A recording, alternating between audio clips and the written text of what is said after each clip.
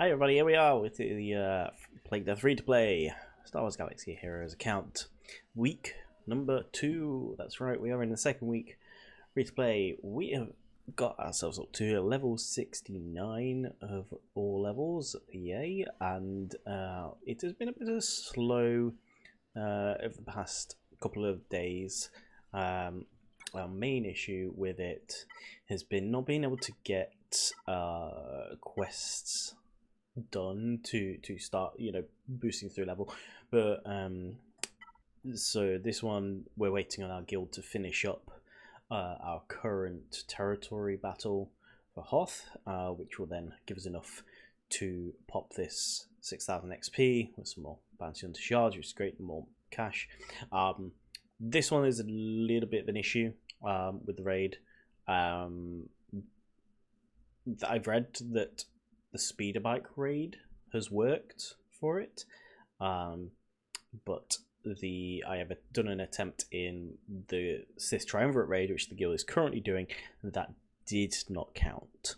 So I don't know if it's an issue with the type of raid that is or something, because I thought also that when Nooch did his new account that I'd have to go and I think I need to go and have a look at it, but when he did it, he got this and he did a speed bike raid and this counted. I think, I'm not entirely sure. And also, correct me if I'm wrong, if anyone's out there and knows that whether there is stuff locked behind this, because that's a big deal. Whether there is more quests behind this with shards. So yeah, that one's a bit of an issue. This one's just a generic one. I have this on the, that's fine. Nothing. I know there's nothing there pretty much. And this one we're still kind of waiting on. I'm surprised how early this comes through. I guess it's because you get access to the tier 4 ability material challenge earlier, but you don't get access to strength or agility until level 72, I believe it is. So we've got the agility one here, so yeah, level 72, and that was the same for the strength gear challenge as well. So yeah, so we're obviously just a couple of levels shy of that. Hopefully once we've done this one, we get then another quest behind that, which seems to be the thing, is getting more quests on top of quests to kind of push you through. So hopefully that comes through in the next couple of days. We're in phase 5 of the Hoth territory battle right now. It's the first time I've been in it, so there we go. So yeah, so we've got another. So phase 6 will start tomorrow. So the end of play Sunday. This should finish, I think, and that will give us the enough get 1 tokens to purchase something with the rewards we're going to get from that. So in the raid as well, you get 5 attempts, so you can see I have attempted. Haven't got anything that can actually do any damage, so but just make sure I get the guild rewards. The nice thing with this is that hopefully, with the way the guild was, yeah, the last time they maxed this out as well, so hopefully get max rewards for that, which will be nice. So this guild is the People's Guild, run by Matt Master, who also has some videos out there. So don't know whether I'm going to stay in this guild. Because if I stay in this guild, it's going to be a long time farming negotiator. It's just going just have a look at what we're expecting to get when it comes to rewards and negotiate farming, how long that's going to take, because I think it may be a bit of an issue here. So we are at 17 stars currently, and we're not even get 2 currency until 21 stars, and so yeah, so it's not and even then 500s all the way up, 600s if you're doing well, 700s, 800s. I think we're gonna fall somewhere in. We're looking at about a few more stars here and then a few more. So we're looking at something maybe like 23, 24 for this. So obviously there's nothing in the box that helps with that. So the get to is going to be very, very slow.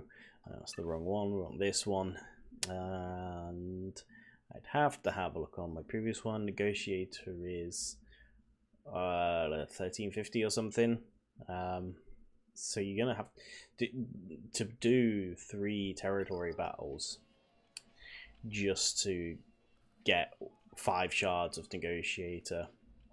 That is not what we want to be waiting for at all. I may ask my guild that I'm in with my main account, see if they would be happy to have this account in the guild if a spot becomes available.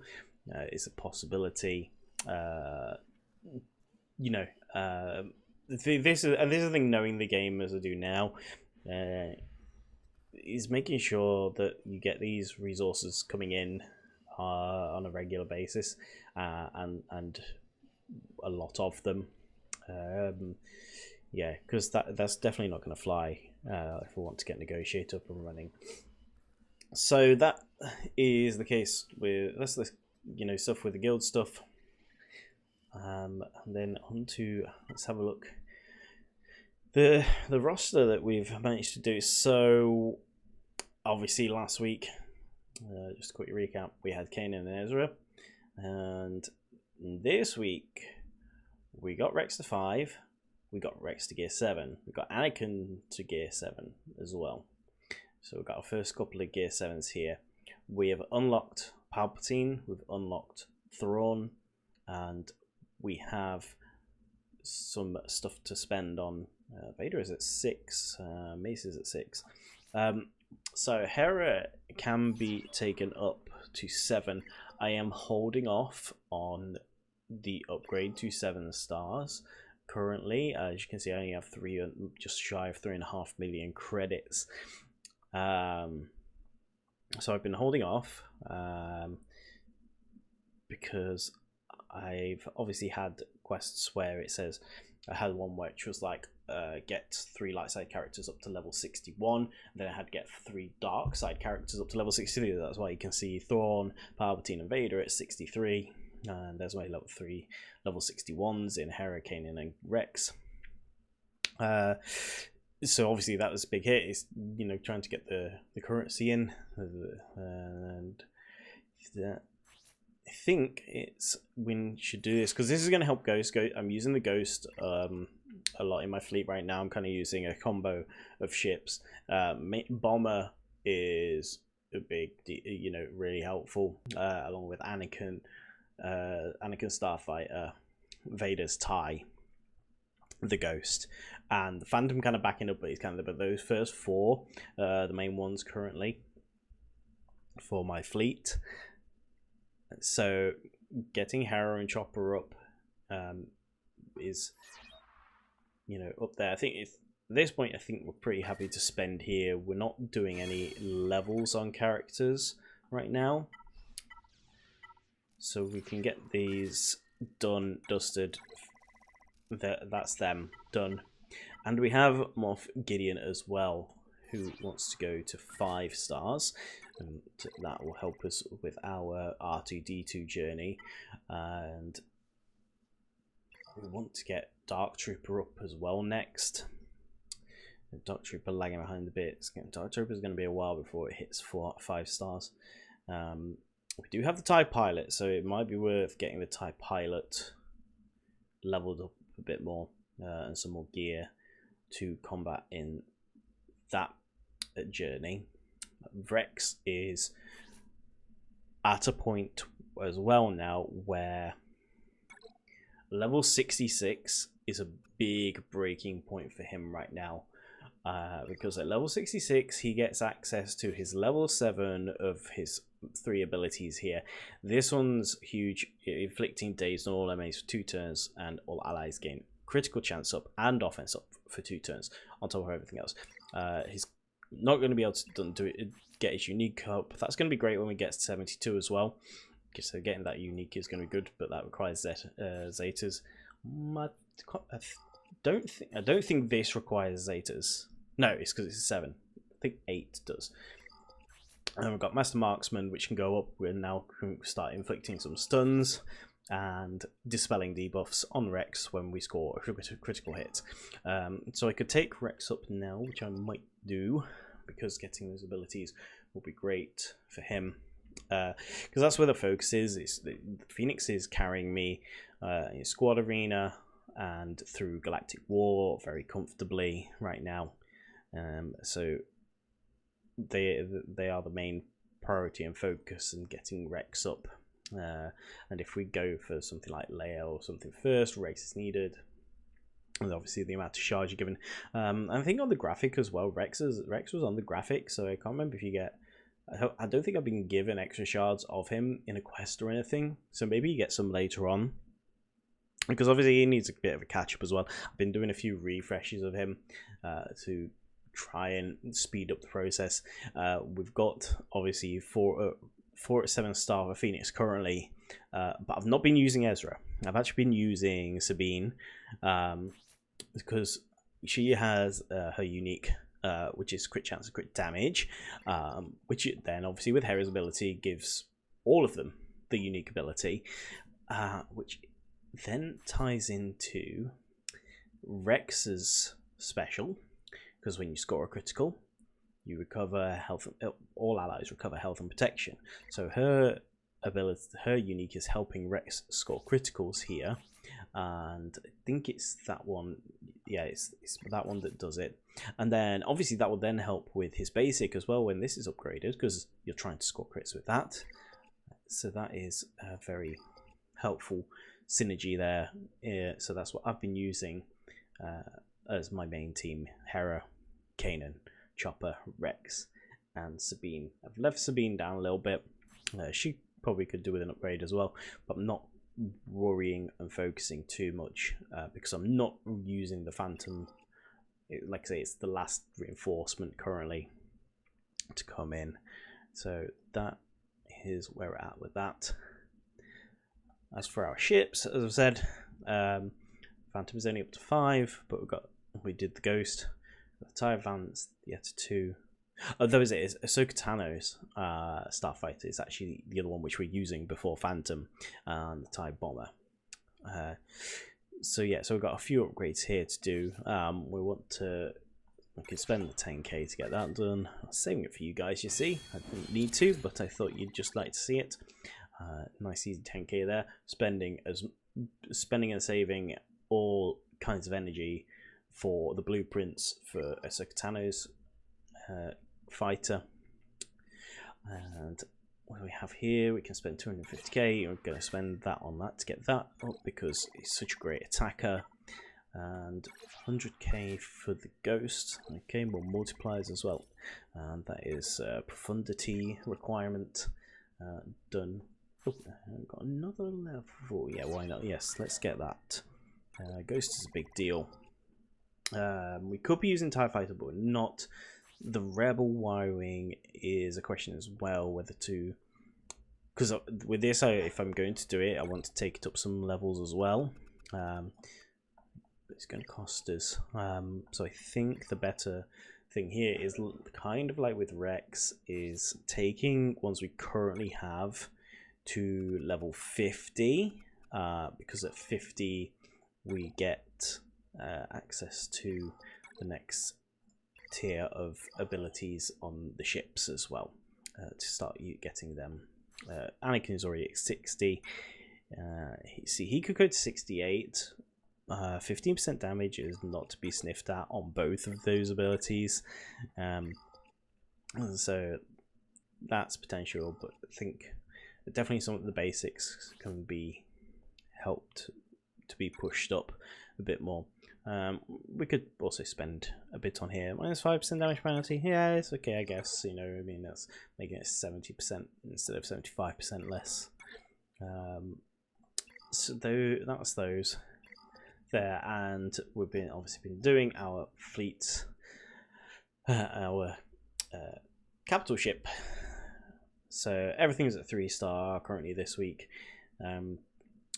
We are onto the main focus is the endurance. Endurance has been doing well. It's good. It's got a nice unique. It's you know, gets a little bit of everything. Not amazingly powerful. I think there's arguments for all of these. The Executrix obviously has probably the best ultimate ability with TIE Fighter Swarm coming in. So, but we've been using the endurance as it is because we leveled it up. Probably, I think I made probably a little bit of a mistake here. Just going back to my ships, is I shouldn't have probably bothered increasing and spending credits on increasing the level of the capital ship for the endurance. I think that definitely could have waited. That was a bit of an error. I think those credits could have been spent more wisely elsewhere on the actual ships, because for what the endurance actually does in damage isn't great. It helps, but it's nothing crazy. So currently, fleet challenges here. I couldn't get through the tier 2 here, so I had to just take what I could here, and I can't do the tier 3s yet. I just haven't got the ships that are powerful enough for the tier 3s on the capital ships. But hopefully we can start getting some stuff done now. So as I say, we're saving for these. We're spending our Cantina on Ahsoka. We'll get Ahsoka Tano done as quickly as possible. So I'm using currency there. In here, I can't remember who's in here. We've got Sunfac in here and someone else. I have to go and check. And here we're spending on Mace because of capital ship, and he's a good Jedi leader as well. He works as Jedi. Here, as you can see, Ahsoka Tano. Once that's done, probably going to start doing TIE Bomber, because the TIE Bomber has been really, really good. You also get, I think Plo Koon is in here, but because now it's not doing Hera, I'm just focusing on one at a time and being able to get up to three Ahsoka's ships shards a day, so 12 total. Yeah, that should be well on the way. And what am I spending on the fleet arena? And in the fleet arena, I have been waiting for Razor Crest. I actually got 2 this week. In the last 24 hours, actually, I got 2 back-to-back refreshes with Razor Crest. So always, as I said at the start, drop everything. Always have some fleet energy in the bank, because if Razor Crest comes, you need to buy it, because it doesn't appear enough for you to be going to 0 going, oh well, I missed it. You got to have it done. So Razor Crest is really important. I can spend some of this now, which will leave me with 400, and my next refresh on these will be after my dailies refresh, so I'll have been able to do my fleet energy again. I'll get some fleet energy in from the daily challenges, but want to make sure I save over the next day, because obviously I've had my fleet payout, but I don't think, no, I'm not spending anything right now unless I spend some on Ahsoka to help her. Yeah, so maybe on Ahsoka is a possibility. And we want to be using our Get One on Veers when we have some from our territory battle. So that is, I think, pretty much everything. Where are we sitting in these? In 852 and 102, so we're almost cracking the top 100.